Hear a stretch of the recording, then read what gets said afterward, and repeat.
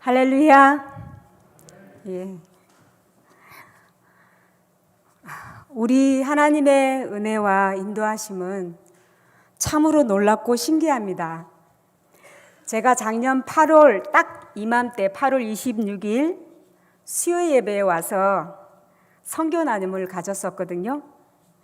근데 딱 1년 지난 지금은 이곳에서 제가 파송을 받아서 다시 네팔로 들어가는 준비를 하는데요. 참 감격스럽고 또 여러분 하나님께 또 여러분께 감사의 말씀을 드립니다. 사랑하는 성도 여러분, 하나님의 때와 하나님의 방법은 이렇게 되돌아보아야 환히 보이고 그로 인해 하나님의 마음을 더욱 깊이 알게 되는 것 같습니다. 부족한 저를 위해 끊임없이 믿고 기도하여 주시고 또 사랑하여 주신 성도님들께 진심으로 감사의 말씀을 드립니다. 지난 1년간의 시간을 되돌아보면 저는 자유롭고 평화로운 긴 쉼도 있었지만 한편으론 제 마음의 담금질의 강도가 그 어느 때보다 강하여 그동안 괜찮은 줄 알았던 제 신앙이 일시에 흙탕물처럼 휘저어지고 거칠게 요동하는 시간들이기도 하였습니다. 하지만 저는 오히려 그렇게 혹독하였던 마음의 시간을 통해서 저는 제 길이 어떤 건지, 제 소명이 무엇인지 다시 한번 분명하고 확실히 깨닫게 되었습니다. 그것은 바로 선교입니다. 선교만이 저를 움직이게 하고 또 저를 나아가게 하는 가장 큰 원동력이라는 것을 확인하게 되었습니다. 제가 자격이 있어서도 아닙니다. 제가 믿음이 남보다 강하다거나 영성이 특출해서도 아닙니다. 제가 제 몸을 쳐서 복종하고 충성하는 헌신된 종의 모습이거나 다른 선교사님들처럼 사명감이 투철하거나 능력이 있어서도 아닙니다. 오히려 저는 제 자신을 보면 너무 부족하기에 저희 그런 연약함을 직면할 때마다 의기소침하고 주저함을 반복하였던 시간들이었습니다. 지난 1년간 저는 정말 날마다 제 자신에게 물었습니다. 나는 선교사의 자격이 있는가? 나는 정말 선교할 준비가 되어 있는가? 나는 정말 하나님만 온전히 바라보는 자인가? 나는 오직 하나님의 말씀과 복음에 매인 자인가? 나에게 정말 선교가 목숨보다 귀한가? 하는 이런 끊이지 않는 질문과 제 자신과의 싸움으로 이기고 지고를 반복하며 결국은 나는 할 수 없구나, 나는 안 되는구나 라는 것을 알았고, 그렇게 모든 것을 내려놓으려 할 때 하나님은 제 마음 가운데 이렇게 말씀하셨습니다. 맞다! 너는 선교할 준비가 안 돼 있다. 근데 내가 준비되어 있다. 너는 나를 바라보는 것을 자주 놓치고 딴 곳으로 곁눈질한다. 그러나 나는 너를 늘 주목하고 있다. 너는 내 사랑을 자주 의심하여 나를 슬프게 한다. 그러나 나는 어제도 오늘도 내일도 변함없이 너를 사랑하고 있다. 너는 내가 지명한 나의 종이다. 내가 너를 통해 나의 일을 할 것이다. 네가 아닌 내가 한다. 왜냐하면 선교는 내 꿈이기 때문이다. 참으로 그랬습니다. 제가 한다고 할 때 포기가 왔습니다. 그러나 하나님이 친히 하신다고 하니 용기가 생겼습니다. 이렇듯 하나님의 때와 하나님의 방법이 가장 정확하고 가장 명확합니다. 성도 여러분, 여러분의 지난 1년은 어떠하셨습니까? 그 결과 여러분들의 지금의 상태는 어떠하십니까? 하나님과 더욱 가까워지셨습니까? 아니면 여전히 하나님은 멀리 계신 것 같은 그런 느낌입니까? 여러분도 저처럼 날마다 요동하는 자신을 마주하며 사신 적 있으십니까? 아직도 여전히 해결되지 않은 상황들에 휘둘려 평강을 누리지 못하고 계신 분이 계십니까? 때로 우리는 두려울수록 그 두려움을 끌어안고 앞으로 나아가야 합니다. 인생은 기다림의 연속인 것 같습니다. 시편 13편에 보면 다윗도 기다림의 시간을 보내고 있었습니다. 그러나 다윗이 기다리는 것은 어떤 상황의 변화나 어떤 문제의 해결이 아니었습니다. 우리는 보통 문제가 해결되길, 상황이 변화되길 원합니다. 그러나 다윗이 기다리는 것은 그것이 아니었습니다. 다윗이 기다리는 것은 바로 하나님이었습니다. 그는 오직 하나님을 기다렸습니다. 그러한 다윗이 더 이상 기다릴 수 없는 한계, 극한 상황에 다다랐을 때 다윗은 두렵건대 내가 사망의 잠을 잘까 하오며 라고 자신이 죽음을 앞두고 있음을 토로합니다. 나이 들고 쇠약해지는데 원수들은 더욱더 성행하고 하나님의 응답은 없고 하나님은 침묵하십니다. 답답한 나머지 다윗은 1절에서 하나님 언제까지입니까? 이제 저를 완전히 잊으셨습니까? 라고 호소할 정도로 성토합니다. 13편이 6절밖에 안 되는데요. 이 6절 중에 하나님 어느 때까지입니까? 라는 질문을 4차례나 하고 있습니다. 그만큼 다윗이 얼마나 오랫동안 하나님을 기다렸고 고통에 몸부림치며 호소하며 눈물을 흘렸는지를 알 수 있습니다. 그런데도 하나님은 아무런 응답을 하지 않으십니다. 다윗의 답답함이 느껴집니다. 우리도 다윗처럼 하나님께 응답이 늦다고 불평하지만 응답이 늦어지는 게 아니라 사실은 하나님의 때가 이르지 않은 것입니다. 전도서 3장에 보면 범사에 기한이 있고 천하만사가 때가 있나니 하나님이 모든 것을 지으시되 때를 따라 아름답게 하셨다라고 말씀하고 계십니다. 그렇습니다. 하나님의 때를 기다려야 합니다. 2절에서 다윗은 내 영혼이 번민하고 종일토록 마음에 근심하고 있다라고 말합니다.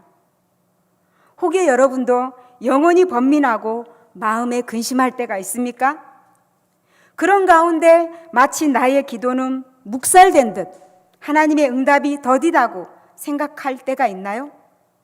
밤이 얼마나 깊은지 그나마 아주 마지막 촛불처럼 남아있는 그 희미하게 남은 용기조차 완전히 소진돼서 깊은 터널에서 빠져나갈 수 없을 것만 같은 어두운 시간 속에 지금 계십니까? 그러나 성도 여러분, 하나님의 때는 반드시 옵니다. 이 사실을 믿어야 합니다. 하나님이 일으키십니다. 회복시키시는 하나님의 때가 반드시 올 것입니다. 그 믿음을 붙잡고 오늘을 살아가시길 바랍니다. 다윗은 1절에서 하나님 어느 때까지입니까? 내 영혼이 번민하고 있습니다. 안 보십니까? 라고 자신의 고통을 이야기하며 깊은 절망감을 표현했습니다. 하나님이 나타나기를 기다리는 시간이 너무 힘들고 고통스럽기 때문입니다. 그런데 다윗은 결국 하나님을 찬송하는 것으로 시를 끝맺고 있습니다. 6절에 보면 내가 여호와를 찬송하리니 라고 말합니다. 앞부분에서 하나님께 자신의 고통을 원망하듯이 이야기하던 다윗이 어떻게 찬송으로 끝맺을 수 있었을까요? 그 비결은 바로 5절에 있습니다. 5절에 보면 나는 오직 주의 사랑을 의지하였사오니 나의 마음은 주의 구원을 기뻐하리이다.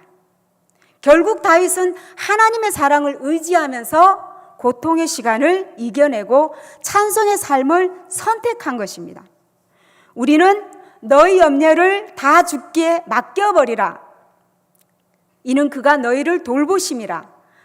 이런 말씀을 알고 있으면서도 우리는 하나님을 전심으로 의지하지 못합니다. 여러분, 맡겨버릴 때 돌보심을 받습니다.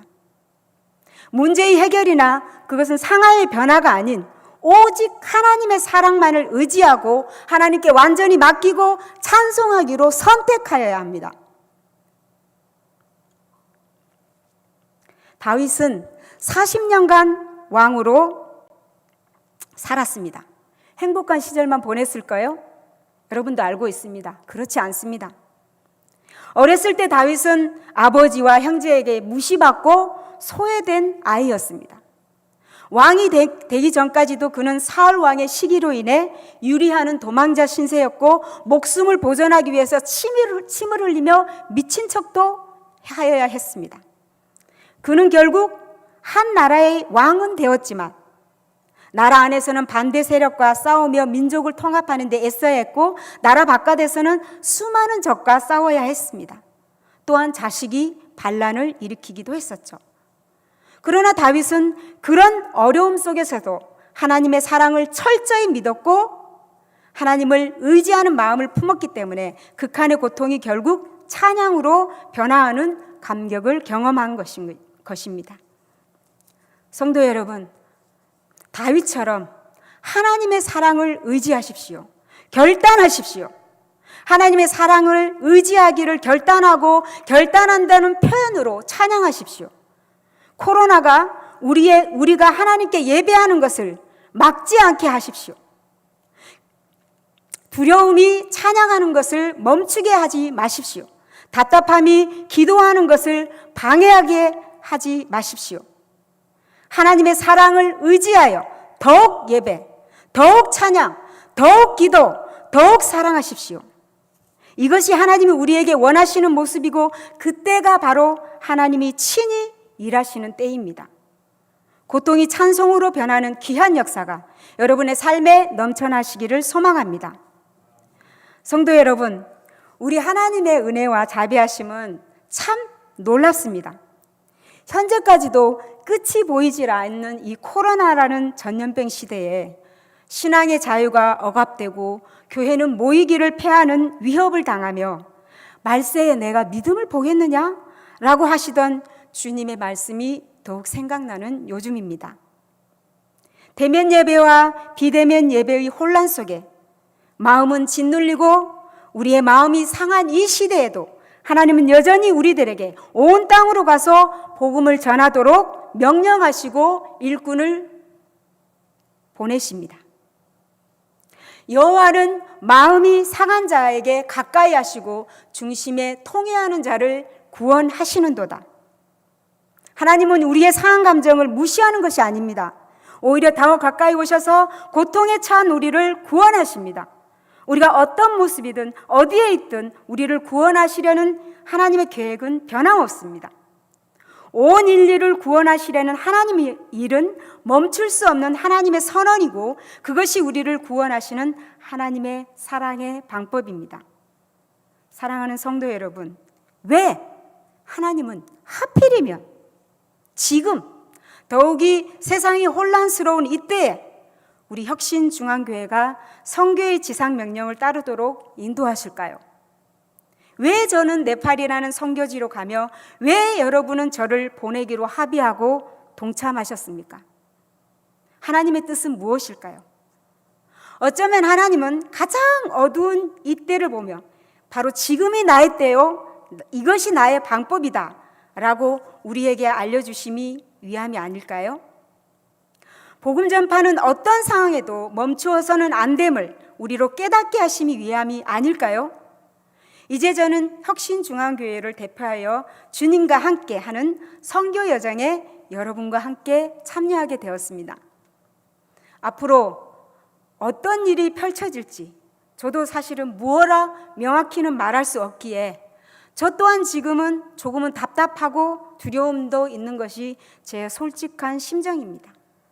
그러나 저도 다윗처럼 하나님의 사랑을 믿고 새기를 준비하시는 하나님을 신뢰하고 기뻐하며 나아가기를 선택합니다. 또한 그런 저를 위해 끊임없이 중보하며 기도하여 주실 여러분이 있기에 정말 저는 더 이상 외롭지 않습니다.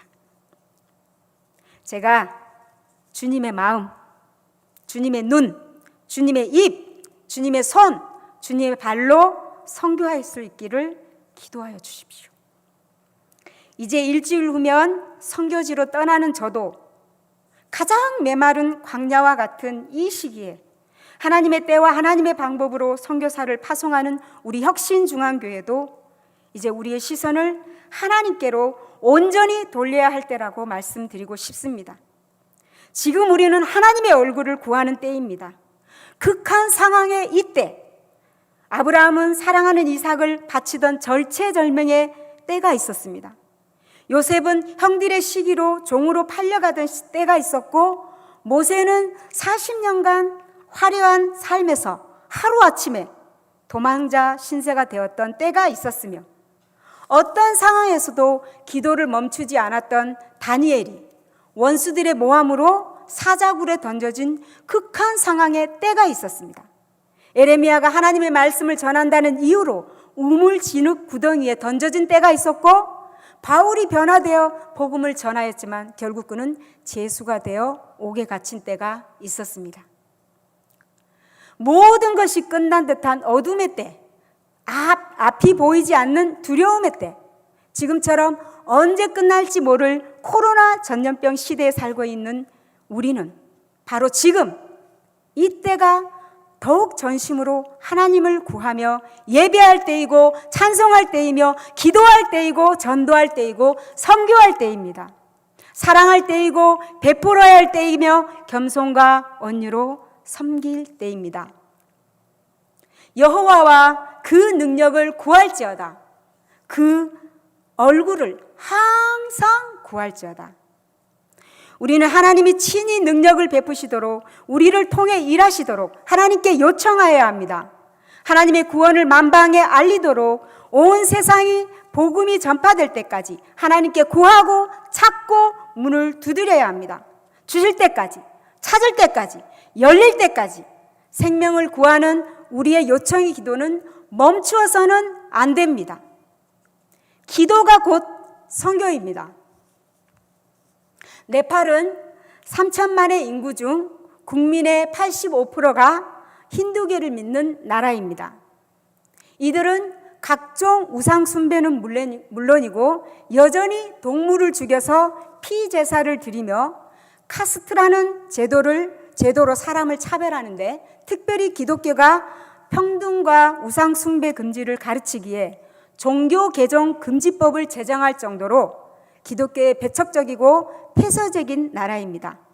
복음을 받아들인 지는 70년 정도 되었지만 1.5%만 기독교를 믿는 나라로서 선교사들이 개방적으로 선교를 할 수 없기 때문에 구제나 제자훈련 사역에 중점을 두고 사역하시는 선교사님들이 대부분입니다. 저는 여성 대상으로 여성의 인권이 현저히 낮은 가부장적인 제도에서 가정에서의 여성의 역할에 대해 중점을 두고 말씀과 기도로 회복되고 변화되어 증인의 삶을 살 수 있도록 여성 제자 훈련 사역을 합니다. 하나님의 때에 하나님의 방법으로 추수 때를 기다리는 네팔의 영혼들이 주 예수 그리스도를 영접하고 구원을 받을 수 있도록 전심으로 기도하여 주십시오. 끝으로 저는 오늘 말씀을 준비하면서 제가 처음 선교를 결심한 순간과 선교의 본질이 무엇인지를 명확히 깨닫고 그렇게 살기로 인도함 받은 한 사건을 나누고자 합니다. 사실은 그 일이 하나님이 저를 부르신 이유가 아니었나 싶습니다. 이 고백은 사실은 공개적으로 처음인데요. 선교사 파송을 준비하는 저에게는 특별하고 또다시 새롭게 시작하는 지금이기에 제 자신에게 꼭 되새겨야 할 중요한 사건이기 때문에 여러분 앞에 다시 되새기는 마음으로 고백합니다. 25년 전인, 그러니까 30살 때 저는 인천에서 청소년 간사로 3년 정도 일한 적이 있습니다. 그때 해마다 존경받는 그 기독교 명사를 초청하여 학생들에게 비전을 주기 위해서 청소년 연합 집회를 가진 적이 있었는데, 강사 중 차영배라는 지금은 소천하신 총신대 총장이신 교수님이 오셨습니다. 그때 당시 우리 목사님은 1인이 훌쩍 넘기신 정말 왜소하고 보기에 그렇지만 온화해 보이는 흰 백발의 교수님이셨습니다. 그 당시 저는 집회를 주관하는 강사로 일정에 너무 다음 일정을 준비하는 그런 입장이었기 때문에 강의실 밖에서 분주하게 정신없이 일하고 있었습니다. 그런데 강의 도중에 교수님이 말씀 도중에 유독 뚜렷하고 크게 들리는 반복되는 단어가 있었습니다. 다른 내용은 밖이라서 거의 들리지 않았는데 교수님께서는 이상하게 유독 그 단어만 나오면 그 단어에 얼마나 크게 온 힘을 다해 외치시는지 그 한 단어가 외치실 때마다 진짜 거짓말하지 않고 건물 전체가 쩡쩡하게 울릴 정도였고 지금도 저는 그 목소리를 선명하게 기억하고 있습니다. 그 단어는 마치 피를 토하듯이 외치시는 그 한 단어를 듣는 저는 정말 충격이었고 큰 울림이었으며 정말 온몸이 전율하였습니다. 그냥 저도 모르게 눈물이 쏟아져 나와 하던 일을 멈추고 간헐적으로 나오는 그 단어에 그 큰 음성의 단어에 제 온 신경을 집중되었습니다. 교수님이 온 몸을 다해 외치셨던 그 단어는 바로 십자가였습니다. 십자가. 저를 전율하게 하였던 십자가라는 말은 사실 예수님을 믿는 제가 평소에 가장 많이 들었던 가장 흔한 말이었습니다. 그런데 그날은 그 십자가라는 말이 제게는 마치 천둥우레 소리같이 들렸습니다.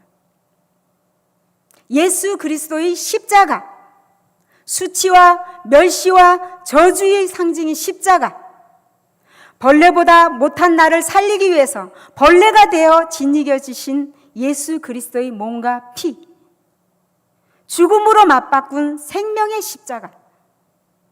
그것은 마치 교수님 자신이 평생을 학생들에게 신학을 가르친 신학자로서 목회자로서 이 세상에 마지막으로 외치고 싶은 피를 토하는 고백과 같았습니다. 모든 것의 시작은 십자가. 우리의 삶의 은혜도 십자가, 우리의 삶의 마침도 십자가. 저는 그때 울며 하나님께 고백했습니다. 하나님, 저도 저렇게 고백하며 살게 해 주십시오. 주 예수 그리스도의 십자가가 제 삶의 근원이자 끝이 되게 해 주십시오. 십자가를 전하고 십자가의 은혜로 사는 삶을 살게 해 주십시오. 저도 저렇게 제 마지막은 누군가에게 십자가를 외치고 죽게 해 주십시오. 사랑하는 성도 여러분, 여러분이 이 땅을 떠날 때 마지막 말은 무엇입니까? 주 예수 그리스도의 십자가를 깊이 생각하십시오. 깊이 생각하십시오. 십자가의 은혜를 헛되게 하지 마십시오. 십자가는 죽음이자 생명입니다. 언제까지입니까? 라고 여전히 부르짖고 계십니까? 어디서부터 무엇이 잘못되었는지 혼란스럽습니까? 본질로 돌아가십시오. 십자가로 돌아가 다시 새롭고 다시 거룩하게 시작하기를 결단하십시오. 왜냐하면 우리는 예수 그리스도를 따르는 그리스도인이기 때문입니다. 아멘. 기도하시겠습니다.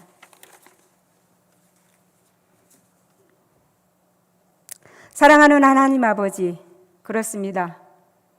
우리의 삶의 시작도 십자가, 우리가 삶을 사는 은혜도 이유도 십자가, 우리가 이 땅을 마침도 십자가가 되어서 하나님 우리가 살아가는 동안에 그리스도의 십자가만 우리의 삶의 중심으로 두고 예수 그리스도를 따르는 그리스도인으로서 그렇게 살아갈 수 있도록, 책임감 있게 살아갈 수 있도록, 증인의 삶을 살아갈 수 있도록 결단하고 선택하여 정말 하나님의 증인으로 살아가는 우리가 될 수 있도록 축복하여 주시기를 간절히 기도합니다. 다윗처럼 하나님의 사랑을 의지하게 해주십시오. 상황의 변화나 어떤 문제의 해결에 그런 어떤 것이 아니라, 우리의 마음을 두는 것이 아니라 어떤 상황이 오든 하나님의 사랑을 의지하여 찬송하기로 결단하며 그렇게 살아갈 수 있는 우리 혁신중앙교회와 그리고 제가 될 수 있도록 축복하여 주실 줄 믿고 감사를 드립니다. 우리의 구원이 되시는 살아계시는 예수 그리스도의 이름으로 기도하였습니다. 아멘.